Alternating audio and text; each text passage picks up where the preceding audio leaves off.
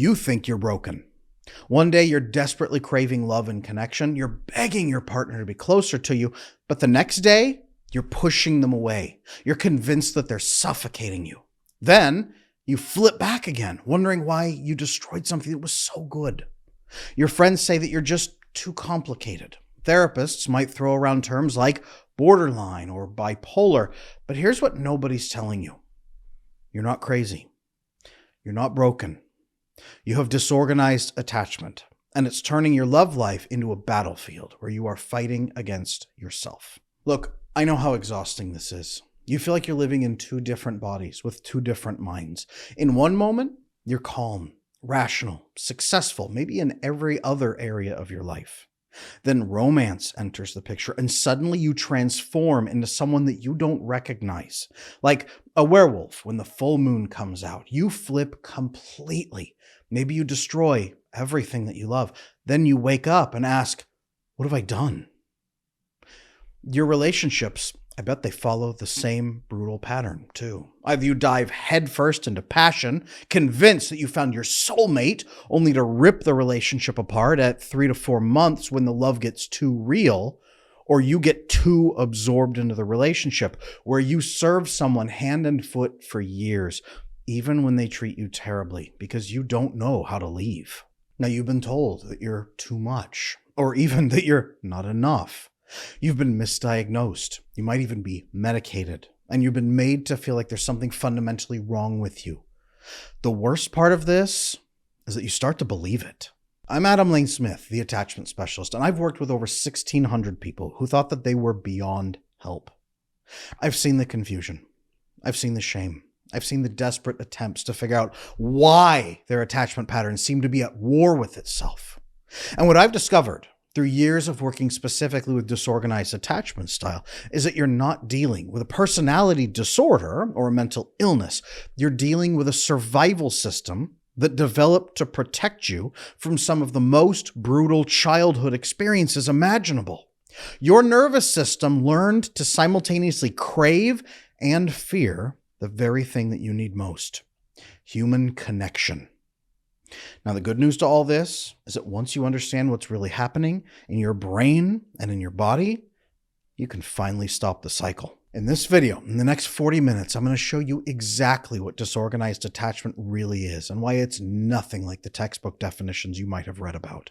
You'll discover why you flip between anxious and avoidant behaviors in ways that confuse even you, and why your dating patterns are so different from people with pure attachment styles like anxious and avoidant, why you've never fit into those categories. I'll reveal the specific childhood scenarios that create this attachment style and why they are far more traumatic than most people realize.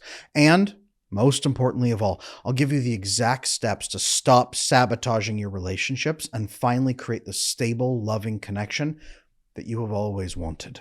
By the end of this video, you'll understand why you felt so lost in love, and you'll have a clear path forward to transform your attachment style from chaotic to secure. But first, let me tell you about the client who described her internal experience in a way that will probably shock you. Now, here's what disorganized attachment really looks like, as described by one of my clients that I've worked with. I call it the werewolf transformation that happens in relationships. Disorganized people, and this client particularly, they tend to describe their internal experience as, first, complete confusion and wild flip-flopping back and forth between different states. This client in particular, she went from feeling calm and secure in every area of her life until she would get a boyfriend, or at least someone she was interested in. And then, all of a sudden, she changed into a person she didn't recognize. She would crave every bit of connection with that person as she was getting to know them, and then become utterly afraid of the smallest gestures that they would make in the next moment. As she eased into a relationship and felt so connected to this person, she would begin to describe them as her soulmate. It's like we were made for each other. The passion, the chemistry, it's so intense. Adam, it's like nothing I've ever felt before. Right? For the 8th time that year. But it's so overwhelming that it overrides all previous memories of other relationships, and it feels more intense than it ever has. Now, as she dives deeper and deeper into it, she begins to feel terrified. This feels so good. What if I become dependent? What if they leave me? What if they use it against me? We'll talk more about those feelings here in a moment, but she feels so completely out of control in those moments that it terrifies her. And this is what drives a flip, where now she can't get away fast enough. This is where she starts saying, there's something wrong with me. I want love and connection, but the moment I get it, I freak out and ruin it. In our earlier sessions, she often would say things like, I feel crazy. Or she'd say, Adam, I've been misdiagnosed with this personality disorder, but I wonder if that's true. I wonder if there really is something broken in me, she would say.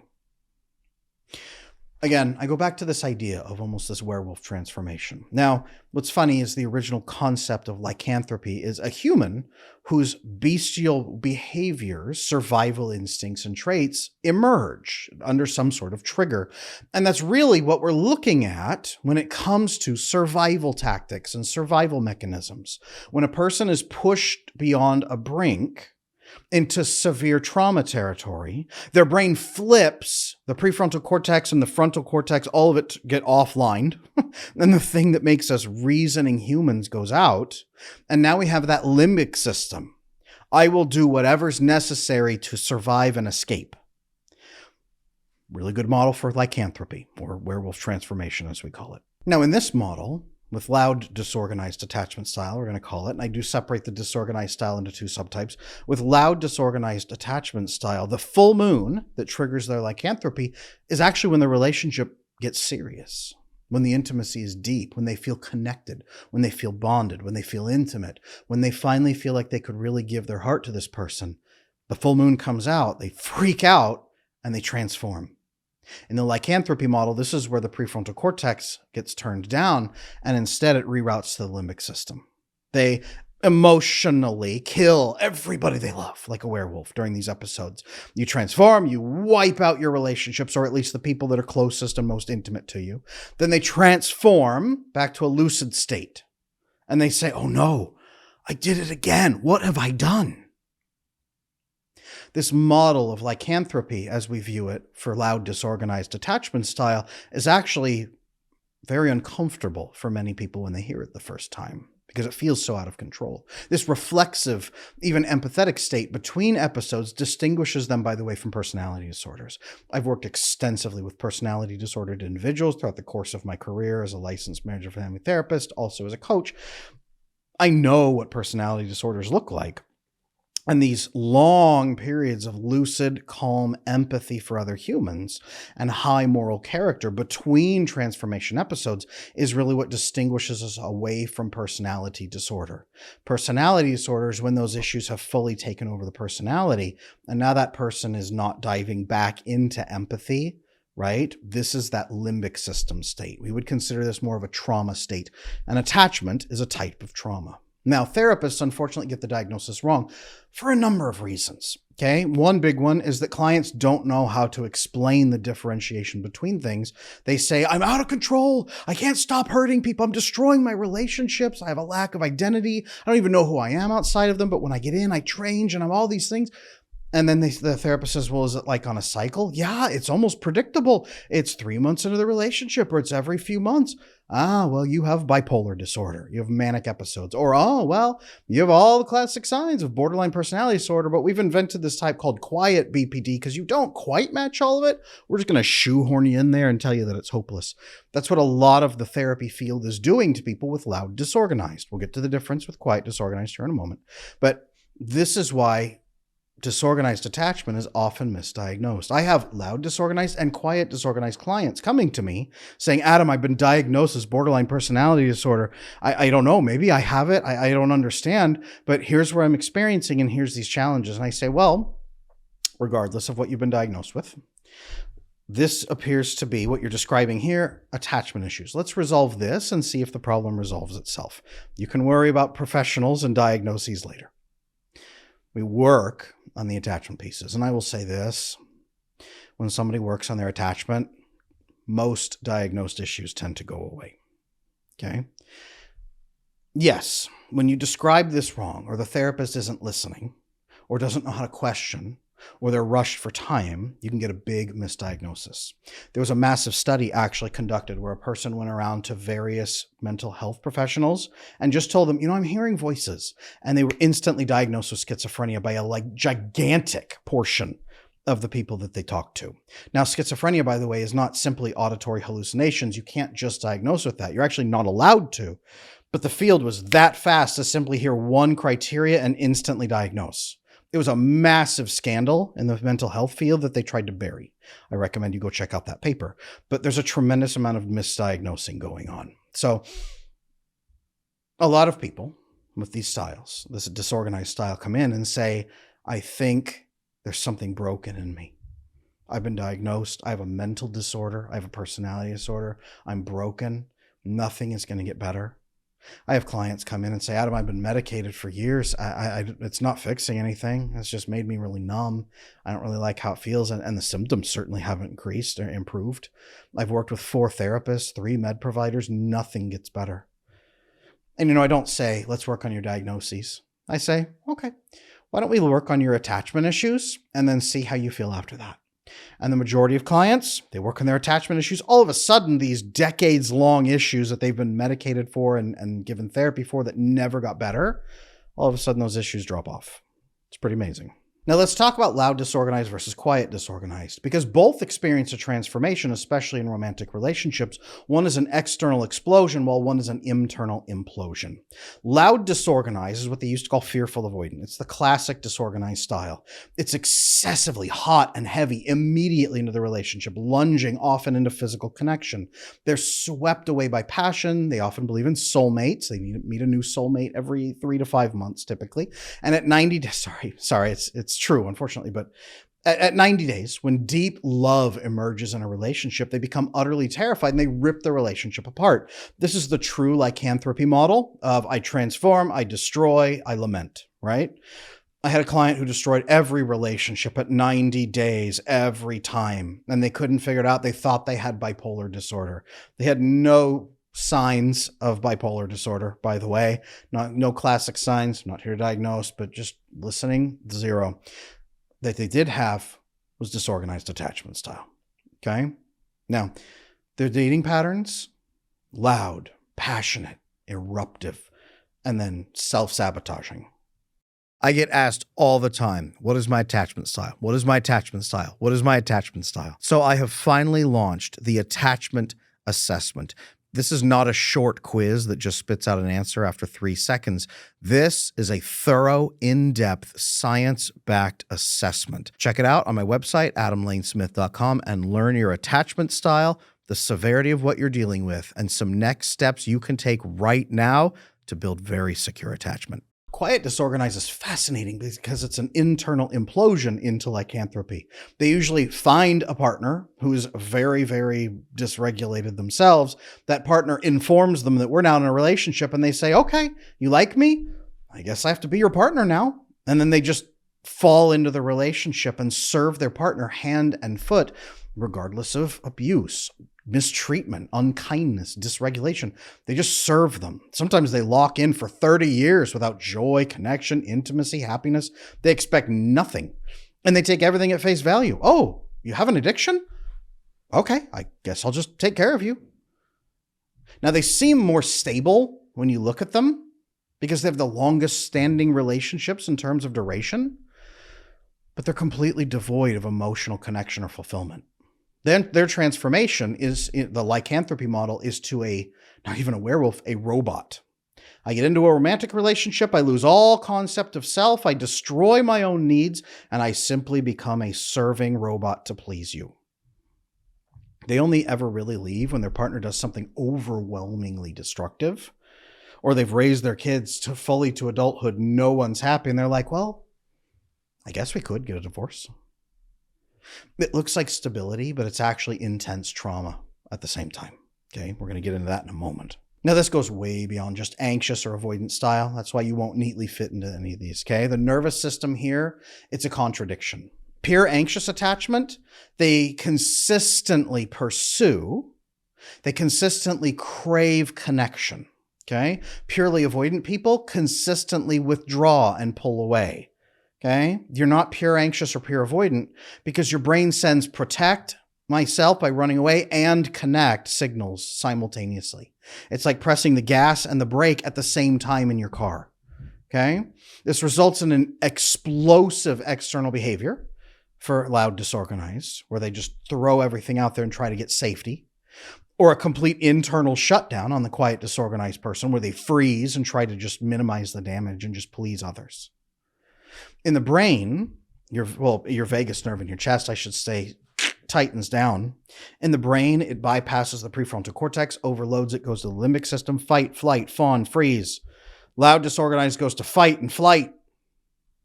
Quiet disorganized goes deeper into fawn, and if that doesn't work, freeze.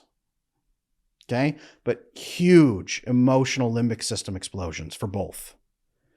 The brain, again, I crave connection, but I'm not safe. I am most unsafe, in fact, in love, but I will die without love. There is no stable baseline for them to return to.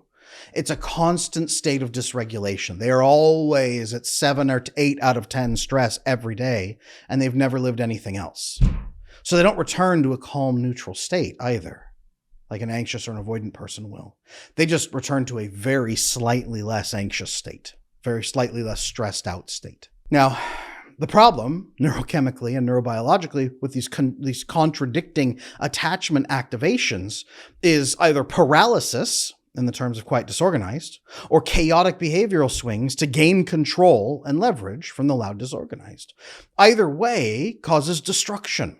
Paralysis makes other people misunderstand you because you simply freeze, waiting for the damage to be done, but you don't know what to do to bond with anyone. So now you're stuck in a freeze state, and people start to assume you're not interested in the relationship anymore. Loud disorganized people seize loud control over the relationship, and then when everyone is upset at them, they feel utterly alone and unhappy and wonder why they did it again. Now, disorganized partners, unfortunately, they can also pair with healthier people. And I say unfortunately because they get worse in those relationships. The unpredictability that they're modeling destroys the healthier partner's sense of safety and drives them away. Self-sabotage from both sides happens right when things are going best. Couples who break up the morning after moving in together, couples who on their wedding day have the biggest fight of their life, couples who on their wedding night don't connect at all, couples who are utterly afraid and alone at the deepest moments where they should be most bonded. These trauma experiences instead of secure bonds. This is the hallmark of disorganized style. Now, here's what really matters, because I want you to understand where this comes from. Because I promise you, it's not from the normal childhood experiences that most people think. Even anxious and avoidant people, right? This is so much deeper. The brutal childhood origins of disorganized attachment is so much worse. The most traumatic stories you can possibly imagine. These are not normal childhood experiences, okay? A lot of them have this idea, okay? The myth of being good enough. That parenting caused disorganized attachment style. Let me explain. Good enough is the child saying, if I can be good enough, I will finally be safe. Anxious people have a hint of this, but they believe that it's achievable. They just have to push hard enough and they will get that payout, okay? This issue does not come from parents who were normal or even good parenting, okay? Doesn't mean their parents were evil, but it comes from deeply traumatized, broken, scared children, okay? Imagine a 4-year-old daughter being told by her father, I work 16 hours a day and you are crap because I have to work for you. You should sit over there and be quiet. That kind of messaging. My suffering is your fault. Watching her dad scream at her mom and her siblings about how every suffering in his life is their fault. So she learns to go silent completely. She has to perform to please him. If he comes at her and yells at her, she just freezes and falls apart because she has nothing to do. She's 4, right? Or imagine a son whose mother is constantly giving love and then punishment, love, punishment, love, punishment. She deepens the bond only to use more leverage against him when she has bad days. She's so emotionally dysregulated, she punishes him for not feeling the emotions she wants to feel at the correct moments. If he's too happy while she's depressed, she punishes him for it. Now imagine that boy giving up and saying, screw you, you're going to take what I want. You are going to feel what I want to feel. And he learns to seize control with guilt tactics. Now, it doesn't fully overtake who he is, but when he becomes emotionally connected to someone, he is always afraid of being swallowed up, while he also secretly doesn't feel good enough for love. This is just a hint. Okay, it's not one problem in childhood that creates disorganized style. It's a whole complex tapestry of pain and suffering and trauma and never feeling safe. Most of them don't understand how bad their upbringings were because it was normalized. It was fine for them. Overly hypercritical parents, excessively traumatized family systems, the worst types of abuse you can imagine. Well, I had it tough, but everyone does. That's what they usually say on both sides. Parents saying, how dare you ever disagree with me in any way to small children.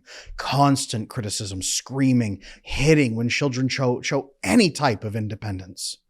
Being utterly afraid of their parents all the time, but needing their help to survive. The person in your life you need the most and that you love the most is the most frightening human on the planet to you, and you can't get away from them.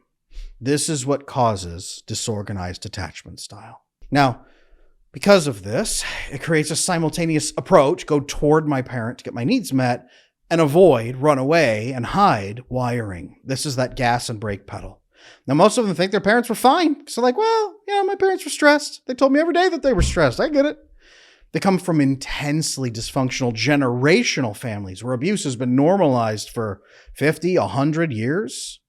And they say, yeah, we disagreed and they screamed at me and they criticized me and they hit me and they ran me over the car. But most of them do not actually badmouth their parents. Many of them actually excuse their parents. Because again, simultaneous approach and avoidance. I can't criticize the parent who does this. That's built into the wiring. It's built into the wiring. They minimize because they had no other reference point for normal, but it's still built in that they can't criticize. This is the psychological defense of normalizing your trauma just to survive. This is everything I felt was normal. I'm just going to keep going. I'm going to go to school, get a job, get married, have kids. Wait, that didn't work. Okay, then I'll sit here and drink. That's okay. I'll get through. Someday it'll be better. I know that a lot of the people watching this show right now have had attachment issues for their entire life. That's why I want to invite every single one of you to check out my attachment repair program. It just might be the jump that you need to go from insecurely attached and lonely and frustrated to fully secure, connected, and bonded in a great relationship like nothing you've ever felt before. Check out my website, adamlanesmith.com, for the attachment repair program. Now, for those of you who are disorganized, take a moment and listen to what I'm about to say. And for those of you who might have a partner who's disorganized, I want you to imagine the following. Imagine being so deeply afraid of your parents while still needing them as a little 4-year-old. Imagine that core contradiction. The people who are supposed to protect you, that you actually do love, you're connected to them. But they're also the greatest threat. Your nervous system can't resolve the run away versus the run toward for survival. If I run away, I'll die. But if I run toward, I'll get hurt. There's always pain. It creates that permanent dysregulation in the attachment system. It's a child hiding from their parent, but also desperately wanting their love and their connection. The brain adapts to this impossible situation by giving you just the barest scraps to survive and then sending a warning, get away, danger signal.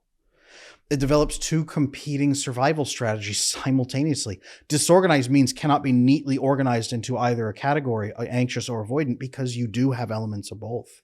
One part of you learns to pursue and please, fun, and the other learns to avoid, to stay safe, to withdraw, to protect, maybe even to take control in various ways. Neither strategy works, by the way, but both get activated at the same time. And now neither one's going to work. This is why people with disorganized attachment style report some of the lowest life satisfaction until they fix it. Now, one reason this happens is their amygdala, the fear center of their brain, becomes hyper-vigilant to relationships. And their prefrontal cortex can't regulate the conflicting impulses because they're so extreme. Your different brain regions start lighting up and then fighting against each other. They malfunction. Okay? Cortisol and stress hormones just chronically are elevated all the time.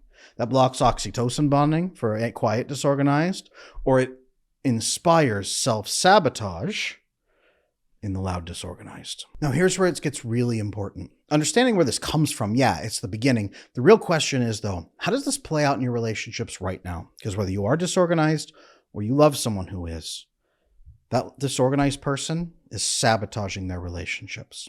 These are some of the most destructive patterns you can imagine without personality disorders being involved. Okay? Now, when it comes to loud disorganized, this is a big sabotage cycle. It's constant destruction. They want things that they actually don't want. They make endless hoops for partners to jump through. Do this for me, do this for me, do this for me. It's never enough. And they might not command a partner to do it. If they're in their avoidant phase and the other person's anxious, they probably will. Like, do this, now do this, now do this, now do this. No, I still don't feel it. Sorry. Right? They're the ones most likely to throw up hoops for someone to jump through. If they're in the anxious mode, they're more likely endlessly terrified and paranoid about love, connection, and abandonment. They take anxious attachment to a new level that anxious attachers can only begin to understand. Either way, in loud disorganized, eventually in a relationship, they convince themselves they can't be in the relationship over trivial differences. I've heard this before. Well, Adam, it's been 90 days and it started so great, but I've really been thinking lately, her favorite season, it's autumn. My favorite season is spring. We're just not meant to be together. I say, well, what does that have to do? Well, when we take walks, neither one of us will be happy. So why even try right now? I say, hey, aren't we in the third or fourth month? Well, yeah. Isn't this usually where you sabotage the relationship? Yeah, but Adam, you don't get it. Like the seasons and the walking, it's everything. The 90-day destruction pattern begins. Right when love begins to deepen, terror kicks in and they destroy everything. They find every excuse to end it when things are going well. They may cheat. A lot of times when there's cheating this early in a relationship, it's a way to blow up the relationship. You can't fire me because I quit. You can't control me with love because, look, I can have sex with someone else. Now, the problem is the moment they get any kind of control, the moment the thing shifts, the moment they stop the fear, what have I done? Because the love doesn't die. They're dissociating from it. They're turning off the part of their brain that feels it and diving into the fear. But when that fear resolves, that love is right there. And now they are really terrified because they've really done it. Now that 3 to 4 month mark is when real intimacy starts to grow. This is where your oxytocin levels are boosted. You start talking about moving in. You start talking about commitment. You start talking about a life together. And it starts really diving deep. This is what triggers their terror, is this level of intimacy. And it becomes a self-fulfilling prophecy. Right? Hey, at 3 to 4 months, things just blow up. I don't know why. I just get so scared. It's never going to work out. Next relationship they get into, their brain remembers, it's 3 to 4 months. Oh no. Okay. It creates the very abandonment that they fear by pushing people away or cheating on them or giving them hoops to jump through. In the end, they say, everyone always leaves me. I always screw it up. I'm not good enough. Their partner likely eventually gets exhausted and leaves, confirming their fears. They use this as proof that love doesn't last and that people will always leave, which deepens the cycle. Okay? This reinforces their attachment wounds. It makes things even worse for them going forward. This is why loud disorganized people tend to get worse without substantial help. Now, quiet disorganized attachment style, it sabotages in a completely different way. They pick, often, the most destructive partners. They don't actually pick them, by the way. They get picked by the most destructive partners, typically. They're usually attracted to people who seem strong, but are actually controlling, dysregulated, and often abusive. I had one client who stayed with her alcoholic, abusive husband for 25 years. She did everything for him. At one point, she confessed to me that she used to floss his teeth for him at night so that he wouldn't have to, because she just noticed he wasn't. Now, their trauma makes them invisible, usually to healthy partners. They freeze and lock up and look disinterested and closed. But they're visible to unhealthy people who push through. Someone who pushes through and is rude enough to say, you're frozen. I can use this. then they fall into a servitude trap. They never give emotional intimacy. They don't know how. Emotional intimacy is not something Quiet Disorganized has ever really experienced. They don't even have a concept for it. So they can't give emotional closeness. They just serve and accommodate, no matter how badly they're treated. They also tend to take everything at face value without questioning or setting boundaries. And they starve the relationship of genuine connection while appearing devoted. Okay?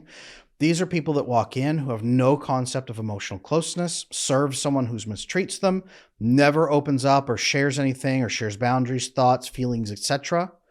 They sabotage the relationship in two places. One, accepting endless breaches of boundaries, and two, never building emotional intimacy. Now, it sounds like those are good, but again, remember, they're fulfilling a childhood pattern of, you're the person who hurts me the most. I will be close to you, but also never emotionally close ever. They're reliving that childhood boundary and that childhood pattern of serving someone that they're afraid of. Okay? They can't leave because they don't really believe they deserve better treatment or that anyone will ever treat them more kindly. They don't have a frame of reference for a loving, safe, intimate relationship. They've never felt safety in their life. And they are usually afraid of being alone for life more than they are afraid of being mistreated.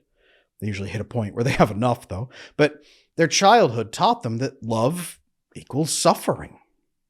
So they usually only leave when their partner does something so destructive that the relationship can't continue. Then they say, oh, wow, this isn't going to work. Okay, well, let's move on. And then they do. Now, lest we make Loud Disorganized sound like the worst of the two, or Quiet Disorganized sound too charming, or lest we say that either one of them is hopeless, because it's not, let's talk about the patterns both of them share, and then also some things we can be doing about this, because attachment patterns can be resolved. Both of these patterns, they're recreating their childhood dynamics. The loud creates the chaos and the volatility of childhood home so that they have leverage and opportunities and control. The quiet type recreates the emotional neglect and the servitude that they experience. It's familiar to them. It's all they know. Both are unconsciously seeking what feels familiar, even as it's horrifically painful. Their nervous system is wired to repeat these known patterns because they know what to do in these patterns. They have tools for these patterns. They have no tools and no understanding or framework for anything but these patterns. Now, this is a constant trauma cycle.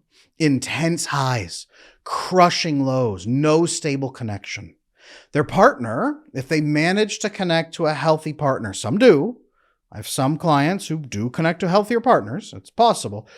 Their partner now is on the roller coaster with them. Their partner is likely to become hypervigilant instead of as they're trying to predict the moods and the reactions. What's going to happen next? Both people end up dysregulated and walking on eggshells. I've even seen partners of Quiet Disorganized walk in and be emotionally starved for 20 years saying, this should be the best marriage on earth. Why am I always starving and unhappy, and why won't you open up to me? And the Quiet Disorganized says, I don't know what you mean. Here, have another cake. Now, this creates an addiction-like attachment pattern through that intermittent reinforcement. I get my needs met by doing what I do, and that's when I feel safe, and I never feel safe ever, except when I'm doing the one thing that hurts me the most. This all is why traditional relationship advice really fails. Hey, just communicate better. It doesn't work when your nervous system is dysregulated and expects pain and trauma as normal. Hey, set some boundaries. It's impossible when you don't know what safety even feels like. Most advice like this, it assumes that both people have fully secure attachment as a baseline. But you need attachment-specific interventions, not generic relationship tips, because you need to work with your nervous system and what it's trying to do. So I said at the beginning of this video, these people are not broken or wrong or have horrible mental illnesses and personality disorders. They just know how to survive in pain and chaos, and they don't know what to do outside of pain and chaos. That's the answer. Now, if you're recognizing yourself in any of this, you might be wondering right now, is there actually a way out? Can you change these patterns, or are you just doomed to repeat them forever? Look, what I've shared with you is the result of working with over 1,600 people who thought they were beyond help. Most of them came to me after years of failed relationships, misdiagnoses, and feeling completely hopeless about ever finding lasting love. But here's what I have learned. Disorganized attachment style, it's not a life sentence. Your nervous system can learn new patterns, but it does require specific techniques that work with your unique wiring, not working against it. I work with people just like you in my private coaching programs, helping them transform those destructive patterns into secure and stable connections. If you're tired of the chaos and you're ready to finally break these cycles, there's information about working with me in the description below. But right now, let me show you exactly how transformation is possible, even if you've tried everything else. Now, the pathway to real transformation begins with understanding your nervous system. Your patterns, they're not conscious choices you're making. These are automatic survival responses that were programmed into you because of your childhood. Your amygdala, that fear center of your brain, is hijacking your relationship brain in relationships. Your rational brain is disappearing. Your prefrontal cortex is going offline. Lycanthropy, transformation, right? Now I'm just surviving. There's a difference between trauma responses, though, and personality flaws. Trauma responses can be trained out. Again, you're not broken. You are responding exactly as your nervous system was trained to respond way back in the day. Now, you do have something called neuroplasticity. Your brain can form neural pathways at any age.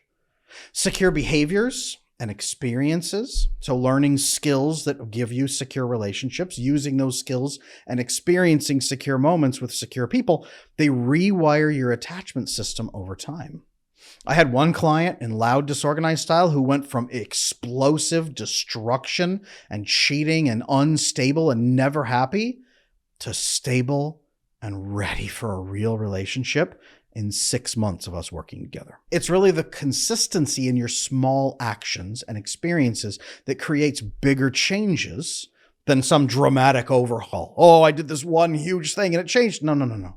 Consistent skill use that gives consistent new experiences that drives permanent change. The biggest clue here, though, is working with your type of attachment rather than against it. A loud, disorganized person needs self-regulation and stabilization before relationship skills because they are so dysregulated they destroy their own connections and they ruin things before they can stop themselves. So they come in, we stabilize, then we work on relationship skills, then we give the relationship experiences, then they massively change. For quiet, disorganized, they need to learn to self-advocate and actually understand anything about themselves as a person. They have been a thing, a tool for pleasing others their entire life. So learning their own humanity first and boundary setting to then learn communication strategies and bonding with others, and then having those experiences to transform them. That's the pathway. Very different for each style, but both need to develop distress tolerance and emotional awareness because they will feel unsafe doing the very things that will make them safe. Okay? Now, I'm sure that many of you are frantically writing down, like, what do I do? Okay, what are the steps? There's a 3-phase transformation process that I usually work on with people. 1, nervous system stabilization. Okay, a lot of this is just understanding what your patterns are, learning to recognize dysregulation before it takes over. I usually have clients, and I recommend you do this, sit down and say, what are my trigger points? What set me off? Where's my transformation? Where's my full moon? Where do I switch? Where do I do things I don't like? When do I become less like myself and more like that person? The one, you know what I mean. Where do I switch? Okay, developing some self-soothing techniques that actually work so that when that switch comes, you can delay it. You can retain control of your brain. This allows you to predictably create routines that calm your nervous system and your attachment patterns so that you stop sabotaging in either direction. Stability, for both cases, has to come before any intimacy work. You need to be able to settle into the discomfort and still have the conversations you need to have. Both of them need to learn to sit in the discomfort instead of panicking, dissociating, running, sitting in it by being aware of what's happening. There's some great research out there indicating that when you're aware of where your anxiety is coming from and why and what it will do, you can actually sit with it more peacefully and then navigate through it. Once we have that awareness of what your patterns are and some stabilization, next comes your relationship pattern interruptions, okay? As you identify your specific triggers and those early warning signs, you can learn to pause between trigger and reaction. You can learn new skills. You can learn new skills and say, that's what I need to do. Here's how to implement it. Here's interrupting my patterns and shifting them. It's breaking the old patterns. Now, that may not fully get you what you want yet, but it does stop the damage. Okay. One client learned to recognize their 90-day panic cycle and then talk to a partner about it and say, hey, I have this thing coming up.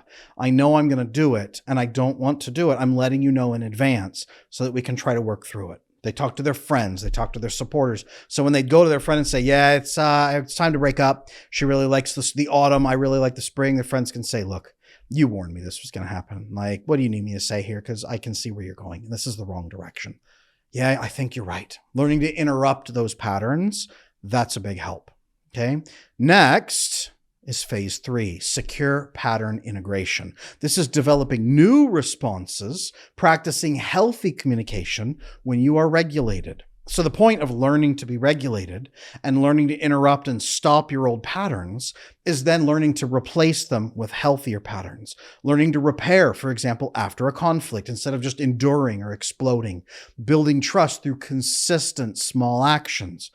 It's the loud disorganized being able to go to someone and say, I'm having these panic moments I told you I was going to have. And I realize it's not because of anything that you've done wrong or that I've done wrong. It's just my brain. Can I sit down and discuss some of the unknowns with you that are kind of freaking me out?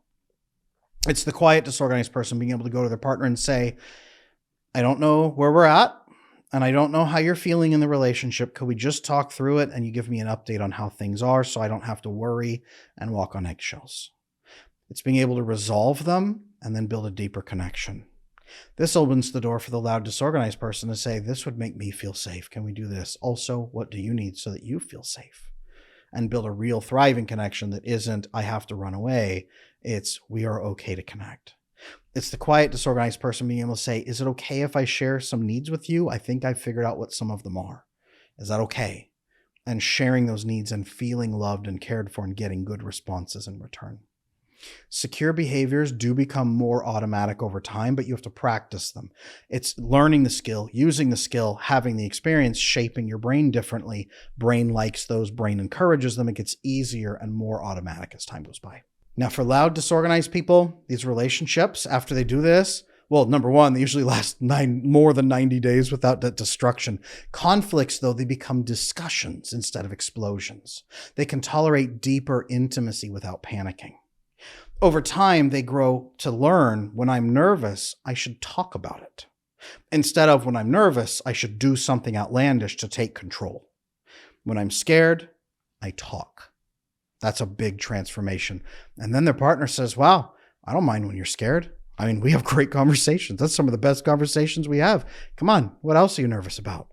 And they finally feel safe and embraced. For the quiet, disorganized, they start advocating for their needs once they even learn that they have needs and that it's okay to have them. Instead of just serving and being in a constant deficit and exhausted, then they begin attracting a healthier partner who respects boundaries and wants more connection with them. Over time, very quickly, even within 6 months, they start experiencing true joy and connection in their relationships with someone who is worthy of their trust, so they no longer have to mindlessly serve and walk on eggshells. Both of them experience the difference between love and trauma. Both of them develop secure behaviors of getting their needs met and talking and finally releasing their fears. So instead of being at 7 or 8 out of 10 stress every day, they're at 2 out of 10. That stable emotional regulation they feel during times of stress starts to feel like they're in control. Their nervous system is calmed and settled, and they can manage it anytime it's not. They have the ability now to communicate needs without drama or disappearing. They have tolerance to normal relationships' ups and downs, and it's no longer wild crashes and miseries. They're calm and steady. I had one couple client who came in. Both of them actually had disorganized style. One was loud, one was quiet.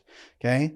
Explosive up and downs from the loud, and the quiet was just constantly in terror all the time, serving. Over 6 months together, they can now handle conflicts calmly. They repair quickly.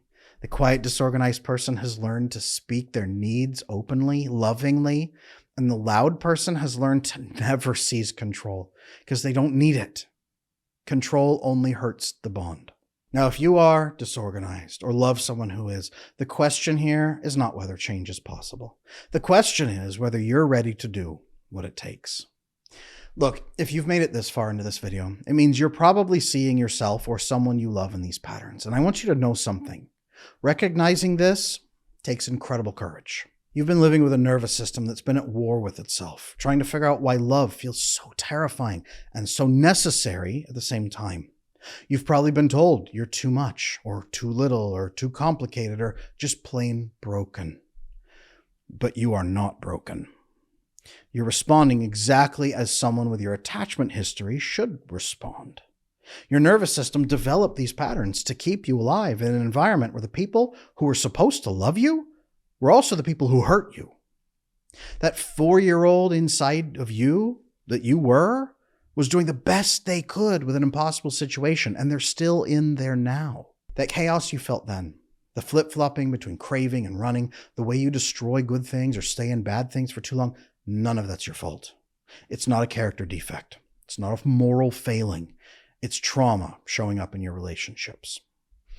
But here's what I need you to understand. This pattern doesn't have to be permanent. I've worked with over 1,600 people who felt exactly like you feel right now. People who were convinced they were too damaged, too chaotic, too broken to ever have healthy love. People who had tried therapy, medications, self-help books, and everything else, only to keep repeating the same devastating cycles. And I want to say, they changed. Maybe not every single one, but the vast majority who were willing to do the work transformed their relationships completely. There was a woman who destroyed every relationship at 90 days. I kept telling you about her. She's been happily married for 3 years now. That man who spent 15 years serving an abusive partner, he left. He found someone who actually loves him, and he learned what real partnership should look like. Your nervous system can learn new patterns. Your brain has neuroplasticity. It can rewire itself when you give it consistent, secure experiences. The attachment patterns that were formed in chaos can be reformed in safety. You don't have to spend the rest of your life feeling crazy in love. You don't have to keep destroying good relationships or staying in bad ones. There is a way out of this cycle, and thousands of people have already found it. If you're ready to stop living at the mercy of your attachment patterns, I can help you. I work with people just like you in my private coaching program, people with disorganized attachment who are tired of the chaos and ready to build something stable and real. We don't just talk about your feelings in my program. We work on specific techniques to rewire your nervous system responses and build the skills that you need for secure attachment. My clients typically see significant changes within the first 90 days. The same 90 days where you used to destroy everything. Instead of destruction, you'll be building the foundation for the kind of love you've always wanted but never thought you could have. There's information about working with me and my team in the description below. Don't let another year go by wondering what real stable love could feel like. You deserve better than living in survival mode. I'm Adam Lane Smith, the Attachment Specialist. Thank you for sharing your time with me here today. Make sure you like, comment, subscribe, come to my live streams, ring the little bell for notifications here on this channel, and I'll see you in the next video.